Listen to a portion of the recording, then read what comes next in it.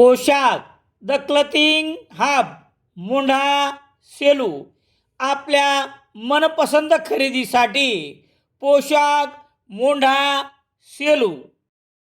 परभणी गंगाखेड महामार्गावर उमरी फाटा परिसरात कार आणि दुचाकीमध्ये झालेल्या अपघातात दुचाकीवरील इसम गंभीर जखमी झाला आहे. ही घटना गुरुवार 26 फेब्रुवारी रोजी सायंकाळी 6च्या नंतर घडली. या अपघाताविषयी समजलेली माहिती याप्रमाणे.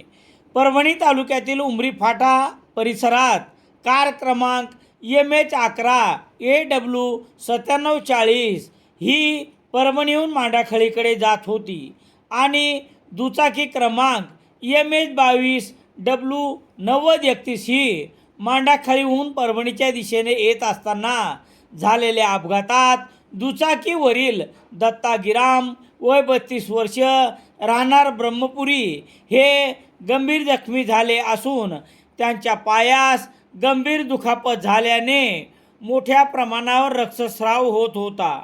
घटनास्थळी जमलेल्या नागरिकांनी जखमीस तात्काळ परभणीतील शासकीय रुग्णालयात उपचारार्थ दाखल केले असल्याचे कळते.